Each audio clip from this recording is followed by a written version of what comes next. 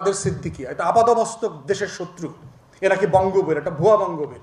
বঙ্গবীর তো ওসমানী, একটা নির্লজ্জ লোক যে নিজে একটা রাষ্ট্রীয় উপাধি নিজেরই দিয়া বলতেছে আমি বঙ্গবীর। জিয়াউর রহমানের ব্যাপারে দেখেন যে রাষ্ট্র তৈরি হয় শত্রু সাপেক্ষে, বন্ধু সাপেক্ষে রাষ্ট্র হয় না। এই যে আমাদেরকে আওয়ামী লীগ প্রচুর বলতো না বন্ধু রাষ্ট্র বন্ধু রাষ্ট্র। বন্ধু রাষ্ট্র যদি হয় তাহলে প্রত্যেক রাষ্ট্র তার বন্ধু রাষ্ট্রের বর্ডার তৈরি করে কেন, বেড়া দেয় কেন? বন্ধুর বাড়ি থেকে কেউ বেড়া দেয়? যদি বন্ধু হয় দুই বন্ধুর বাড়ি থেকে কেউ সীমান্ত রক্ষী রাখে, পাহারাদার রাখে, দারোয়ান রাখে? দুই বন্ধুর বাড়ি থেকে কেউ ইলেকট্রিক তার তৈরি করে মানুষ হত্যা করে? দুই বন্ধুর বাড়ি থেকে অস্ত্র দিয়ে একজন আরেকজনকে খুন করে, মারে? তাহলে রাষ্ট্র কখনো বন্ধু সাপেক্ষে হয় না পৃথিবীতে, রাষ্ট্র হয় শত্রু সাপেক্ষে।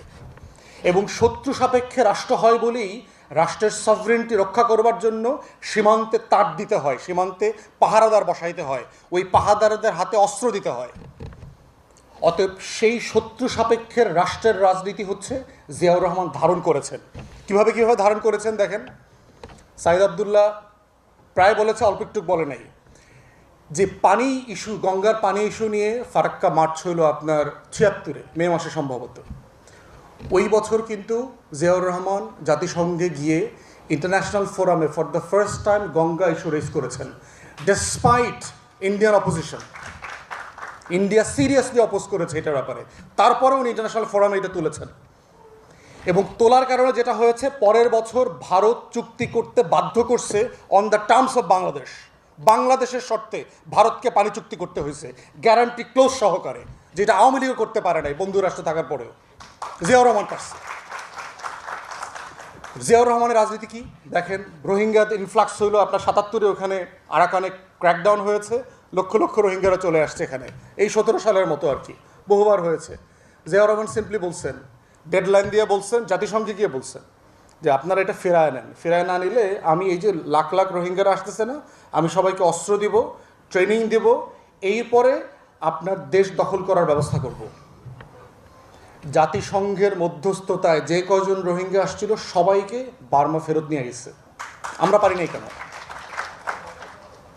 তাহলে এই যে ফরেন পলিসি সাকসেস, এরপরে দেখেন আপনি আমাদের চিটাগং হিল ট্রাক্সকে নিয়ে যে ষড়যন্ত্র করেছে ভারত, জনসংহতি তৈরি করা আপনার সেই 74-5 অনওয়ার্ডস, অস্ত্র দিয়ে দিল এখানে, এই সন্তুল আর্মাদেরকে উস্কায়া দিল। প্রেসিডেন্ট কী করেছেন? সিম্পলি চীন থেকে ফিরে এসে একটা মডেল ফলো করেছেন যে আমার এখানে আমার লোকাল লোক লাগবে যারা এটা সেফগার্ড করবে। সেটেলমেন্ট পলিসি নিলেন, দেশের মানুষকে, ভূমিহীন লোকদেরকে নিয়ে সেটেল করলেন, এবং সেটেল করে রাষ্ট্রের সভরেন্টিকে তিনি ডিফেন্ড করলেন শত্রু সাপেক্ষে। কিন্তু দেখেন, সে রাষ্ট্রকে চিন্তা করেছে কোথায়? শত্রু সাপেক্ষে। ওই সময় ৭৯, ৮০, ৮১-তে যারা মিলিটারি অফিসার ছিল তাদের সাথে যদি কথা বলেন আপনি দেখবেন Ziaur Rahman for the first time বাংলাদেশকে যদি কোনো শত্রু রাষ্ট্র আঘাত করে, আমরা কি আমার ভূখণ্ডে তার সাথে যুদ্ধ করব, না আমার ভূখণ্ডের বাইরে গিয়ে তার সাথে যুদ্ধ করব, এই রকম একটা মহড়া দিয়েছেন। Operation iron shield. বা মিলিটারি অফিসারদের সাথে কথা বলবেন, যাদের ভয় পাওয়ার কথা তাদের নাভিশ্বাস বের হয়ে গেছে সেই দিন। জিয়াউর রহমানকে তো এমনি এমনি মারে নাই।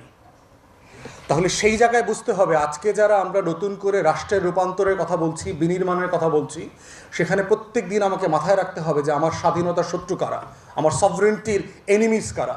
কারণ কারা আমার বাসা বাড়িতে আঘাত করতে পারে, আমার সম্পত্তি চুরি করে নিয়ে যেতে পারে, এবং এই ফোর্সেসরা বারবার প্রমাণ করেছে তারা কারা।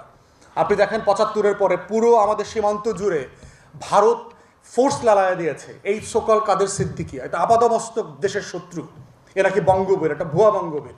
বঙ্গবীর তো ওসমানী, একটা নির্লজ্জ লোক যে নিজে একটা রাষ্ট্রীয় উপাধি নিজেরই দিয়া বলতেছে আমি Bangabir.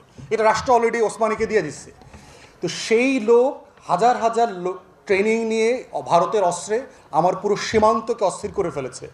Ziaur Rahman for the first time আপনার ভিলেজ ডিফেন্স ফোর্স করলেন, ভিডিপি করলেন। গ্রাম প্রতিরক্ষা একটা ফোর্স আছে না আমাদের, গ্রামে গ্রামে আছে, জিয়াউর রহমান করেছে। তাহলে এই যে রাষ্ট্রকে প্রত্যেক দিন শত্রু সাপেক্ষে বিনির্মাণ করা, শত্রু সাপেক্ষে বিবেচনা করা, শত্রু সাপেক্ষে গঠন করা, শত্রু সাপেক্ষে স্বাতন্ত্র্য বোধ তৈরি করা, শত্রু সাপেক্ষে শক্তিশালী হওয়া, এটার নাম হচ্ছে বাংলাদেশকে বাংলাদেশ বানানো। আমরা যখন বাংলাদেশ 2-এর কথা বলছি, দায় ও দরদের রাজনীতির কথা বলছি, আমরা এমন কিছু বলছি না যেটা কখনো হয় নাই, কখনো করা হয় নাই, এগুলো করা